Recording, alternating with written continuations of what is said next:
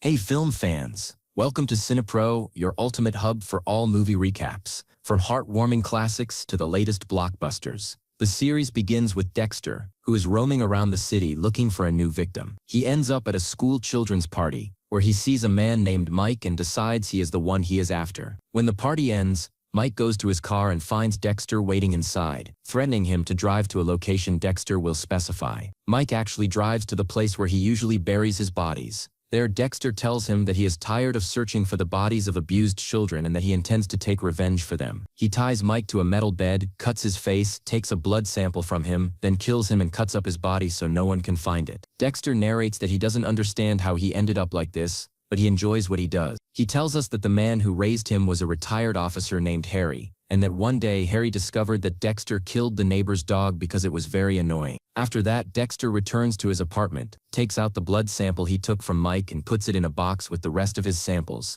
saying that Harry taught him some rules he must follow if he wants to avoid execution. Finally, Dexter prepares himself and goes to his job as a blood analyst in the police department. Dexter arrives at the crime scene, where his sister Deborah is working as a vice officer. She tells him that the deceased is one of the girls who used to work with her. Dexter goes to look at the body and meets his colleague Masuka, and they discover that this time there isn't a single drop of blood around the corpse. When Dexter sees the body, he feels a strange sensation, as if there is another professional killer like him, and the method of killing sends a message. This feeling makes him inexplicably happy, but because of the crowd around him, he can't focus, so he leaves. He then goes to the archive worker and asks her for an old case file. At the same time, Detective James asks Dexter to analyze blood samples from the crime scene, but is suspicious of him because he doesn't fear the sight of blood like other people. When Dexter returns to the crime scene, he finds the blood distributed perfectly, so he explains to the officer exactly how the killing happened. Afterwards, he leaves to eat and think about his new victims, including Jimmy, a hotel security employee. Dexter suspects he is the killer and also connected to a major prostitution site in America, because of a tattoo on his hand. Dexter goes to Jimmy's house, finds a dog waiting, but manages to deal with it and enters his room, where he finds evidence confirming Jimmy's involvement in the crime. At night, Dexter goes to Rita, whom he met during a case when her sister was involved, and since then they've been in a relationship. Dexter loves her children, Cody and Astor, and brings them the sweets they like. He goes out with Rita to a party, where he feels that Rita is a very normal woman, different from anyone else. But while there, he notices police nearby, so he quickly leaves Rita to see what's going on, discovering a new victim of the serial killer, again with no blood. Detective Angel tells him the body was cut up very professionally, which makes Dexter feel that whoever is behind these crimes is a genius. He keeps thinking about what's happening on his way back. When Dexter returns home, he starts reviewing Jimmy's case again, confirms that he was a member of a rape site, and notices that the tattoo he saw on his hand is the same. At that moment he remembers Harry's words,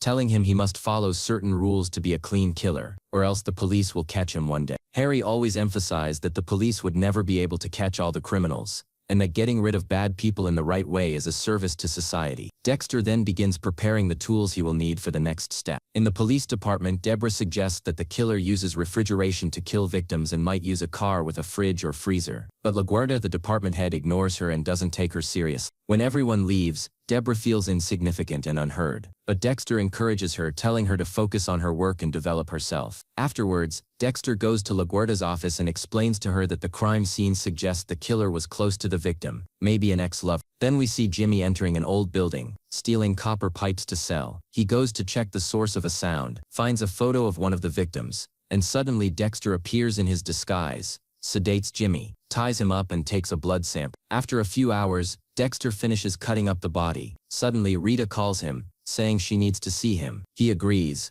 but on the way he notices a big car following him in the same direction, matching the description the police are looking for. He decides to follow it, and suddenly the car turns down a dead-end road. As it approaches him, the headlights are very bright and Dexter can't see well. The driver throws the head of the latest victim at Dexter. After that, the police arrive and start investigating what happened. Dexter goes to Rita very late, apologizes to her, and when he returns to his apartment, he finds a doll's head hanging on his fridge. When he opens the fridge, he finds the rest of the doll's parts inside, and realizes that the serial killer is watching him and sending him a message, as if inviting him to join the game. The next day, Dexter takes the doll's hand he found and notices that each finger is painted a different color, but he can't understand its meaning. He then goes to court to testify, focusing intently on every word he said. After the session, Dexter feels that the court is the perfect place to identify criminals who are acquitted. There he sees a family deeply affected by their son's death and decides to attend their session. He sees the killer, who looks very normal, but Dexter senses inside that he is pretending and lying, so he decides to watch him and make sure himself. Afterwards, he goes to a new crime scene and learns that the victim fell from a bridge. But strangely they find a piece of another person's skin in the victim's mouth, indicating he was assaulted. Detective James goes to the victim's house to inform the family, but they discover another surprise: the victim's wife is also dead. Dexter returns to the scene, takes photos and notices something very strange and unnatural about the bloodstain. When he looks under the couch, he finds the victim's phone. At that moment, Angel says the last number the victim called was her husband's. The next day, Deborah finds the car the serial killer is using. At first, Dexter doesn't believe it until he sees it with his own eyes and notices it matches the description exactly. When they open the car, they find a huge ice block with the victim's fingers buried inside. Back at the lab, Masuka starts melting the ice and discovers that each finger is painted a different color. Just like the doll the killer, he left her in Dexter's apartment, and at that moment Dexter realizes that the message was directed at him and that the killer wants to attract his attention and impress him with his skill. At the same time, the police are monitoring the suspect in the case of the man who works on the bridge, and when they confirm his movements, they go and arrest him. As for Dexter, he goes to court to follow up on the case of Matt Chambers, the man who killed someone with his car while he was drunk, yet still got out of court acquitted. After that, Dexter returns to the crime scene of Ricky's wife, and Angel feels that there is still evidence hidden. Indeed, Dexter finds a drop of blood far from the victim's body, and realizes it could be the killer's blood. He takes the sample, analyzes it in the lab, and it turns out to be a perfect match. Dexter keeps monitoring Matt, finds out where he is, gets to know him, and talks to him. From their conversation, Dexter understands that Matt is planning to leave the city, so Dexter decides to finish him off as soon as possible. He takes his fingerprints to be sure and discovers that Matt had changed his name before, and was accused of the same crimes in other states. As for the suspect who was arrested at the station, an officer comes to him and tells him to come with him. When he gets him away from the cameras, he kills him, leaves him, and walks away as if nothing happened. After that, Dexter watches the news about what happened at the police station, and the investigator James is very upset because his only chance to catch the gang leader is gone. The next day, Dexter starts preparing to finish off Matt, gets everything ready, drugs him, and when Matt wakes up, he finds himself tied up. Dexter takes a blood sample from him as he always does, then kills him, returns to the apartment, and puts the blood sample with the rest of the samples he keeps. But he notices something very strange. A toy head has been put back in its place. The next day, Dexter goes out and starts monitoring a new killer, this time a young man named Jeremy, who has just gotten out of prison. Dexter starts looking for him, and discovers that Jeremy had been imprisoned before for stabbing someone to death, and he seems to be very skilled and professional. Then Dexter goes to Rita, and helps her plant a lemon tree in the garden. At that moment, one of her ex-husband's friends comes and asks her for the money he owes, but Rita tells him she doesn't have any money, so he takes her car instead of the debt and leaves. After that, Dexter goes to the new crime scene, where he finds the victim's body. The hand is colored, but this time the body is cut into pieces. Dexter is amazed at the killer's ability to get rid of the blood in such an impressive way. When Deborah arrives, she identifies the victim as one of the girls she knew when she worked in the vice department. She asks LaGuerta to let her return to that department temporarily to gather more information. At the same time,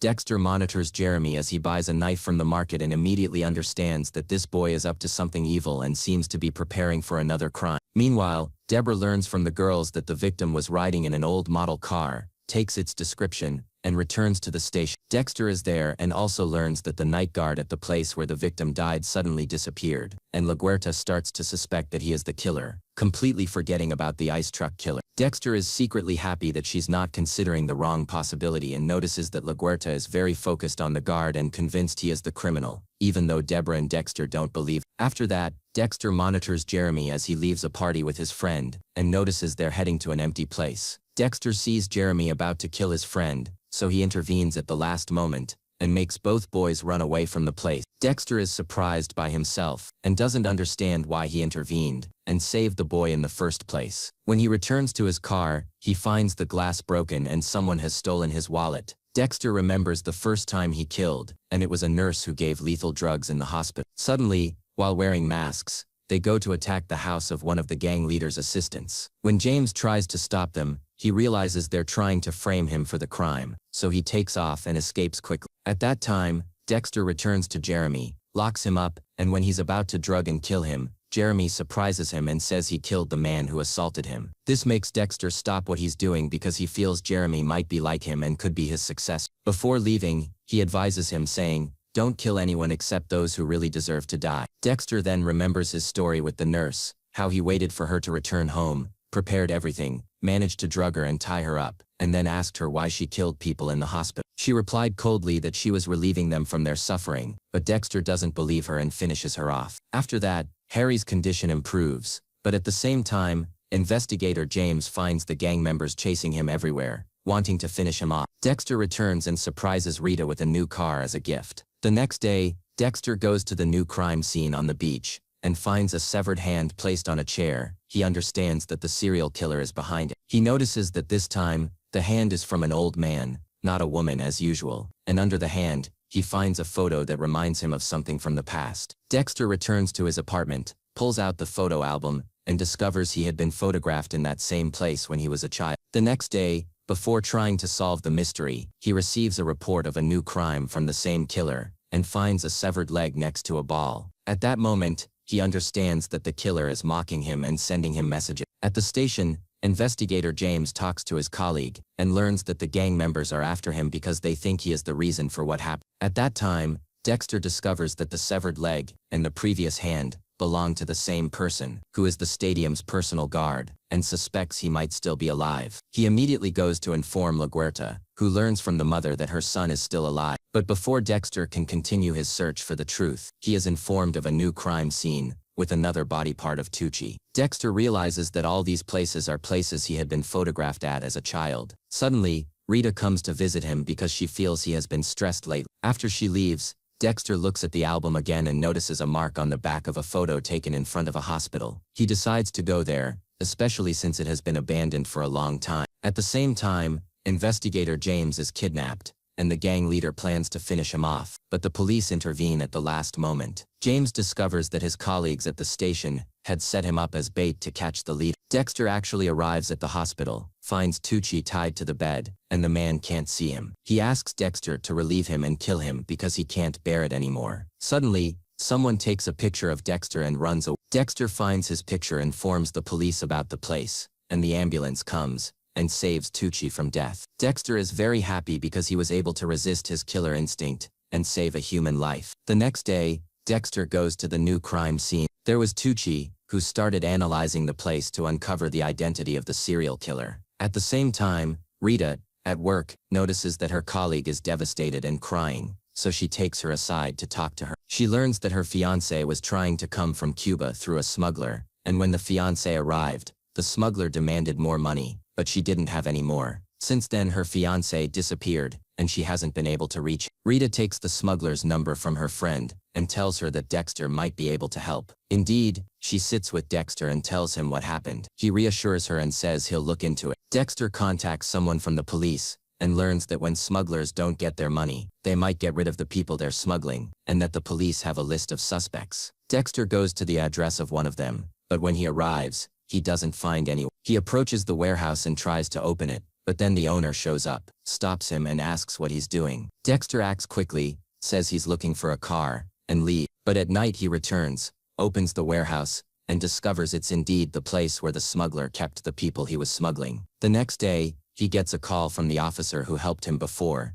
telling him they've found a body by the shore and asking him to come identify it. Rita and her friend go to the morgue, and when they see the body, they confirm it's her missing fiancé. Tucci wakes up in the hospital, and James and Deborah go to see if he remembers anything about the killer thereafter, but he doesn't recall any details, so they let him. Meanwhile, Dexter is watching the Cuban smuggler as he returns home and notices he loves his wife very much. Dexter suspects the wife doesn't know about her husband's crimes. At the police station, someone comes claiming to have information about the kill. Dukes tries to interrogate him but eventually realizes he's lying. Dexter tries to figure out how the smuggler kills people who refuse to pay. At that moment, Rita calls to check on him and asks him to come over after work to watch a movie. During the movie, Rita is deeply affected and very sad, but Dexter feels nothing and leaves. He goes to the smuggler's boat, inspects it, finds photos of the smuggler with his wife, but notices a strange compartment. When he opens it, he's shocked to find the bodies of the victims, and realizes everything was right in front of him. In the hospital, Tucci closes his eyes, tries to remember what happened, and tells them the killer liked peppermint candy. Deborah immediately returns to the crime scene, searching for any clue, and they find a wrapper of the candy Tucci described. Dexter leaves a name and starts executing his plan. Meanwhile, the smuggler receives a new batch of people and locks them in the warehouse. Dexter arrives, prepares the place, and when the smuggler returns, he notices a lot of candles on the way, and follows them to a closed area covered with wax. Inside, he finds photos of all the victims. Dexter sedates him, but suddenly the smuggler's wife enters. Dexter notices she was about to open the warehouse, but when she saw people inside, she closed it again. Then he realizes she's an accomplice in her husband's crimes, and is amazed by their harmony and evil. Dexter kidnaps them both, ties them up, takes blood samples, and before killing them, asks about the secret to their marital happiness. They say they've always had the same dream. The next day, Dexter kills them, disposes of their bodies in the sea, not realizing someone is watching. Then he goes and opens the warehouse, freeing all the Cubans. He returns to his apartment, puts the blood samples in their place, among the rest of his collection. At night, he's at Rita's, talking with her about her dreams, and she starts feeling closer to him. The next day, Dexter receives a shocking call and rushes to the crime scene where the smuggler was killed, feeling very anxious. There, he finds that the serial killer has retrieved the smuggler's wife's body from the sea, which shocks him, especially when he realizes the killer must have gone deep diving to find the body, meaning he's being watched closely. Masuka is amazed at the precision and skill of the killer. Dexter tries to stay calm, but Masuka notices an injection mark on the victim's neck. Dexter quickly tries to distract him. Meanwhile, Deborah and Dokes open the warehouse, and the smell is horrible, but unfortunately they find no useful evidence. As they're leaving, they notice something strange in an old car. When they open it, they find a small Cuban child hiding inside. LaGuerta hugs him and tries to comfort him. Dexter feels like he's seen the child before but can't remember. At the station, Masuka gets the blood test results and discovers a very strong drug in the victim's system, which can only be used with official permission. Dexter gets nervous because he knows his name might be on that list. He returns to the crime scene, goes to the car where the child was, and searches it. There, he gets scared when he realizes the child might have seen him kidnapping the smuggler's wife, so he gets more anxious and angry. He returns to the station, accesses Masuka's computer, and deletes his name from the list of people authorized to use that drug. At that moment, Deborah comes to him, shows him the report she wrote about the killer, and says she's trying to identify him. Strangely, the description she wrote matches Dexter exactly. Dexter gets nervous and tries to convince her that her ideas are confused and illogical. Deborah gets upset because she was hoping for support and encouragement. As he's leaving the station, he hears James announce that the child will draw the features of the person he saw, and everyone in the station prepares. Dexter tries to avoid being seen by the child. The child draws part of the sketch. Later, when Dexter goes to enter the room, he finds it empty. When he sees the drawing, he's surprised to find LaGuerta with the child, trying to get him to sleep. He helps her a bit, then takes the drawing to look at it, and finds it only shows a pair of eyes with no clear feature. Dexter quickly returns home, gathers his bag of killing tools, puts it in a suitcase, and throws it into the sea. As he's disposing of the blood samples, he finds one with a smiling face drawn on it, and realizes the serial killer has sent him a message offering him a plan to save himself. Put the smuggler's blood on his wife's clothes, and put her blood on the smuggler's tools, making it look like an honor killing where the smuggler killed his wife and ran away. James says the child couldn't identify the smuggler, meaning the killer is someone else. But Dexter thinks the child was probably hungry, anxious, and not focused. When they return to the crime scene, they find the murder weapon, with one of the forensic analysts, confirming Dexter's plan. The next day, the child's relative comes to take him, and Dexter feels relieved,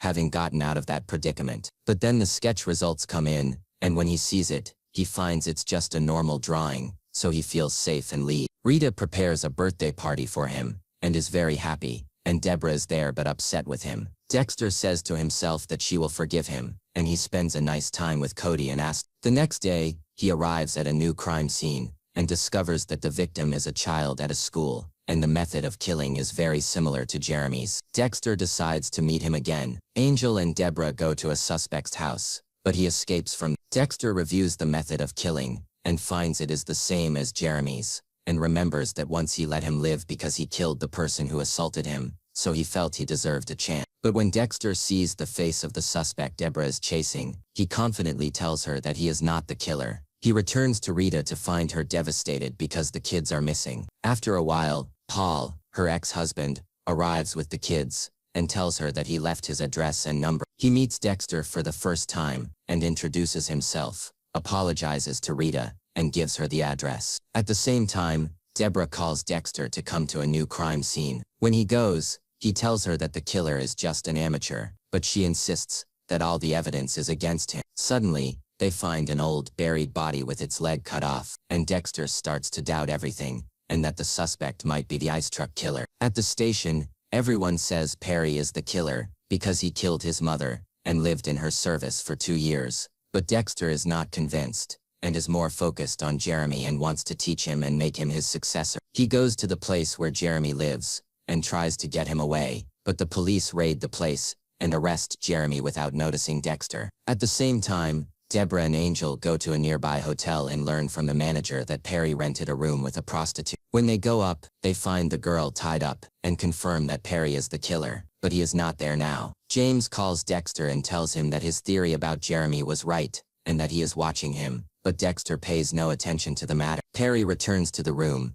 but the police arrest him and take him in for questioning. Dexter is not sure that he is the killer who has been communicating recently, and Deborah celebrates with Tochi that they finally caught the killer, then goes out with Dr. Rudy, who invites her to dinner. Dexter enters the interrogation room with Jeremy and asks him why he went back to killing, and blames him for not listening, but leaves as soon as the investigator enters. The next day, he goes to the prison to visit him, but finds a crowd in front of the cell. When he arrives, he discovers that Jeremy has committed suicide. He then goes to Perry's cell and Dexter expected that he would recognize him, but when he meets him, Perry doesn't know him at all. At that moment, Dexter realizes that Perry is not the ice truck killer, and that the real killer is still out there. The next day, Dexter arrives at a new crime scene. The victim appears to have committed suicide with a gun, but when he talks to her husband, the man is sure his wife was murdered, and says she used to visit a psychiatrist named Marie. Dexter reviews the files of other victims who died in the same way,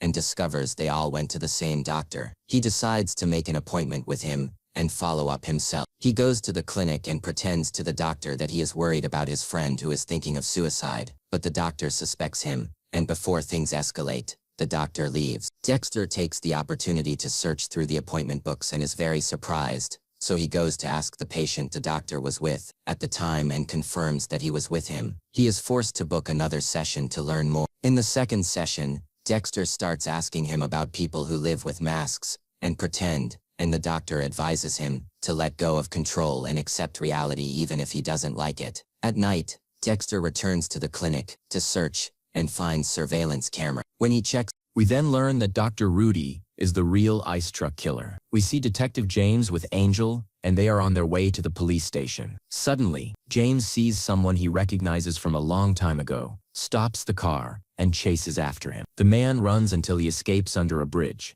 James doesn't give up and keeps chasing him until he kills him. When Angel arrives, he finds the man dead, and James tells him he saw a gun in his hand, so he shot him. But Dexter doesn't believe the story because the blood at the scene indicates that James started and fired first. LaGuerta tries to calm things down and says they should return to the station to talk. At the station, Dexter receives a letter in the mail telling him that his real father's name is Joseph, and he died 2 days ago, which is very strange because Harry had previously told him his father died 10 years ago. Dexter suspects the letter is not for him, so Rita offers to go with him to his father's house to see if the story is true. At the same time, Dr. Rudy tells Deborah that she must be by her brother's side during this time. Rita faces a problem with her ex-husband Paul because she will cancel his visit with the kids to go with Dexter, which upsets him a lot, but she insists on her decision. They travel together to his father's house and find an old neighbor who asks for their help, but Dexter tells her they won't stay long. After a while, Deborah and Rudy also arrive to support Dexter. The next day, Dexter is surprised that his father's death feels like a summer vacation, and he wakes up to find Rudy making coffee and drinking it with him. Then he goes to the morgue to see his father's corpse,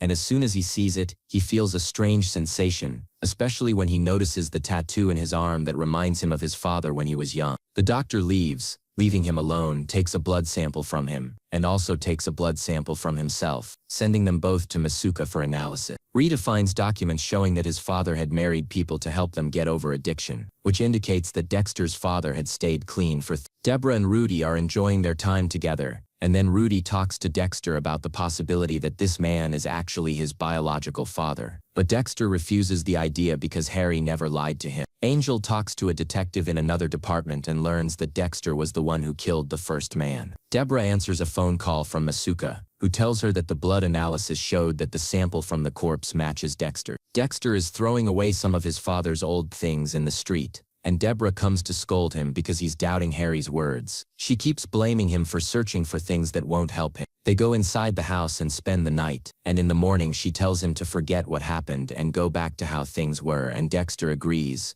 but he's still thinking about how his father died. She tells him that a week before Driscoll died, a man came to fix the TV and left quickly, and she describes his appearance. At night, Dexter secretly goes to the morgue again to check if his father died naturally or not, but when he arrives, he finds the corpse has disappeared, and there is a large box in its place. He immediately realizes they cremated the body, so he quickly escapes and takes the box with him before the guard catches him. On the street, he meets Rudy, who gives him a ride. Rudy asks Dexter to trust him and takes him to the bowling alley that his father used to love. They open the box there and Dexter scatters the ashes into the air. The next day, Angel arrives at the station and asks LaGuerta why the police didn't arrest James. She tells him that the murdered man was a former criminal, so Angel feels like he's become a snitch on his colleague. When he leaves, he gets bullied, but James intervenes and stops it. Rudy gets ready to go out with Deborah, but the old lady calls him to fix the TV. When Rita gets home, she finds Paul drunk and unable to walk, so she tells him not to come again when he's drunk, or she'll call the police.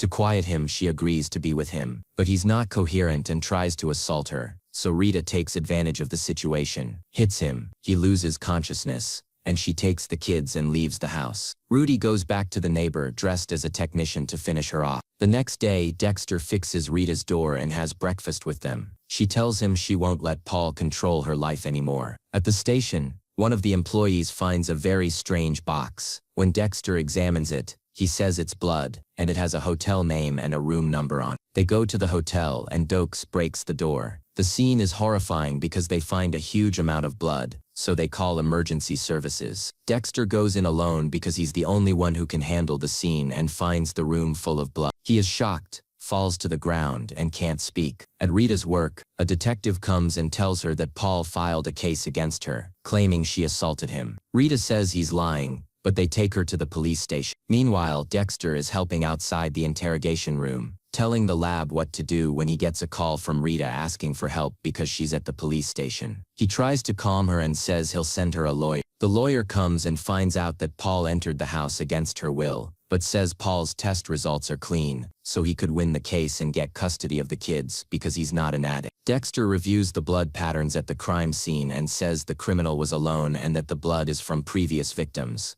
the criminal had kept, indicating it's the ice truck killer's work. Meanwhile, Paul leaves the hospital and takes the kids, which devastates Rita emotionally. Dexter breaks into Paul's house looking for any evidence against him and finds drug paraphernalia and a gun. As he's heading home, Rudy comes to visit him, says Deborah is upset, and asks for advice. They sit and talk for a while. Rudy is very nice, then gets a call from Deborah asking where he is, and when she finds out he's with Dexter, she gets very upset. Angel goes to the bar on Masuka's advice, sits with a woman there, and suddenly sees something very strange. A girl with a prosthetic arm, each morning painted a different color. He asks the woman about her and she says she doesn't know who made it. He asks if the name is Perry, but she says no, it's someone else entirely. Dexter says goodbye to Rudy, and when he goes into his apartment, he finds Rudy has forgotten his phone. Meanwhile, Angel tells Masuka what he saw, and Masuka says the killer probably works in prosthetics. Angel returns Rudy's forgotten phone. Then we see Angel going to Rudy's clinic, telling him what happened at the bar, and that he's looking for more information about prosthetics. He gives Rudy his number in case he comes across anything strange. Rudy feels like he's about to be discovered and becomes very nervous.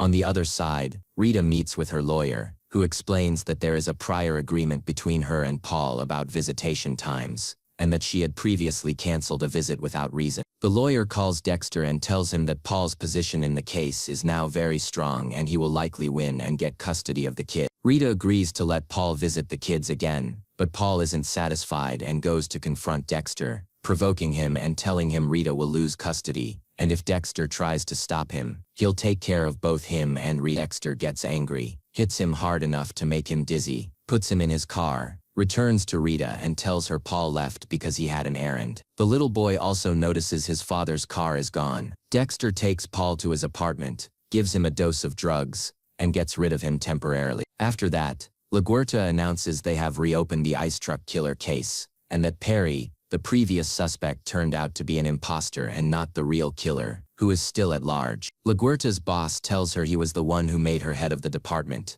and that he could demote her back to regular detective if she fails in this case. Rita gets a happy call that Paul has been arrested again, and they found a weapon and drugs with him, so he goes back to jail. Angel is leaving his car when suddenly someone attacks him. The attacker is armed, shoots Angel, but Angel manages to hit and wound him, and the person escapes. Of course, the attacker was Rudy, and to avoid suspicion he goes to the station to meet Deborah, brings her flowers and apologizes, but she refuses to go home with him because she's busy. Dexter returns to the hotel room that was full of blood and tries to understand what happens. Suddenly he begins to remember things from his childhood that were similar. Then he receives the news that Angel has been stabbed. He moves around the hospital and everyone in the department is annoyed with him. The girl who was with Angel at the bar turns out to be known as Rudy, so he goes to meet her. When he confirms she hasn't said anything, he kills her and takes her to the freezer at home. LaGuerta comes out of the operating room and reassures everyone that the surgery was successful and the whole team checks on Angel, but James notices that Dexter isn't as affected as they are and also isn't from the area. James gets angry, chases after him and yells at him for leaving them at such a critical moment. Meanwhile, Rudy prepares his new victim, cuts her up like the previous victims,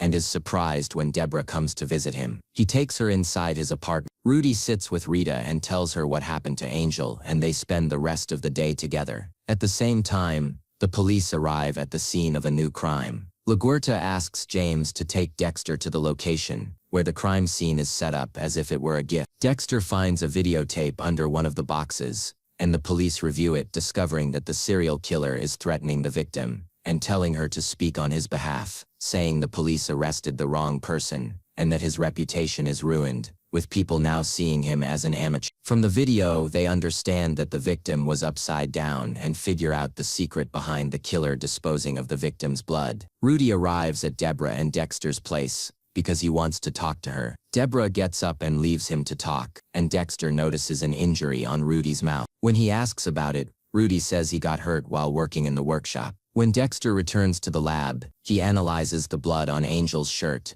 and finds out that the person who attacked Angel was also injured. He informs LaGuerta about this. At that time, Deborah is very busy, but receives a message from Rudy asking to see her at the weekend. When Dexter finds out, he tells her Rudy is probably planning to propose, and that he'll talk to her when he gets back from the library. At the library, Dexter starts reviewing his mother's murder case, but doesn't find enough details. Then he realizes that the number 10 which was on the blood-soaked room, refers to his mother's date of death. He starts digging more into the incident, but in the middle of his search, Rita calls to tell him her son is missing. Dexter calls the police and goes to look for him, discovering the boy was upset after learning his father went to jail again. Dexter guesses where he might have gone and finds him there. Back at the station, LaGuerta is surprised that her boss is happy even though his reputation was tarnished because of her. But when he enters her office, he tells her she failed to catch the killer and must hand over the office today to someone more suitable. Meanwhile, Rita tries to solve her kids' issues with their father by offering to visit Paul in prison. He agrees and they go to see him. Dexter goes to Angel to take a blood sample from the wound on his head, as it came from the killer. During their talk, Angel mentions seeing Rudy before the incident,